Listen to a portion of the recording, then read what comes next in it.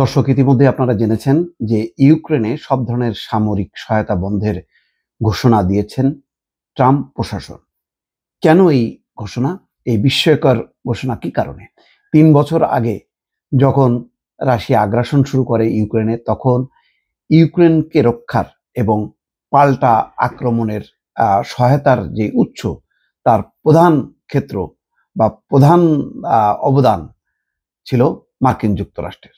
তারপরে ছিল ইউরোপের বিভিন্ন দেশ। কিন্তু মার্কিন যুক্তরাষ্ট্রের সামরিক সহায়তার উপর ভর করে ইউক্রেন গত ৩ বছর ধরে প্রাণপণ লড়াই করে গেছে। কিন্তু মার্কিন যুক্তরাষ্ট্রের রাজনৈতিক পট পরিবর্তনের পর একেবারে দৃশ্য যে এত দ্রুত পাল্টাবে, সেটা হয়তো বিশ্ব কল্পনাও করেনি। জেলেনস্কি, ইউক্রেনের প্রেসিডেন্ট, তিনি নিজেও কল্পনা করেননি। ওয়াশিংটনে পা দিয়ে হোয়াইট হাউসে বসে যখন নাকি তার সাথে মার্কিন প্রেসিডেন্ট এবং ভাইস প্রেসিডেন্ট বাক বিতণ্ডায় বা বাকযুদ্ধে লিপ্ত হন, তখনই তিনি অনুভব করেছেন যে মার্কিন সহায়তা শেষ।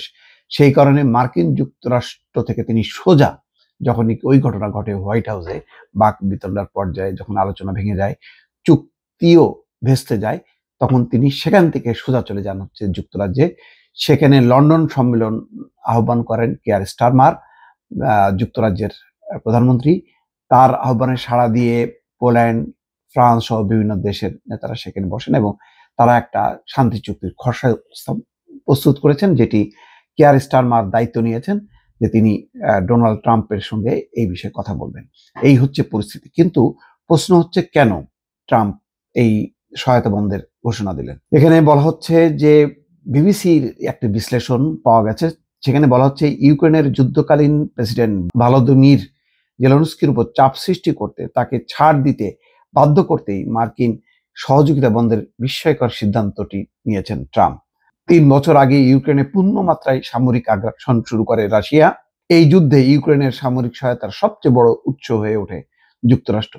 এখন ট্রাম্প ইউক্রেনকে সব ধরনের সামরিক সহায়তা বন্ধের ঘোষণা দিল।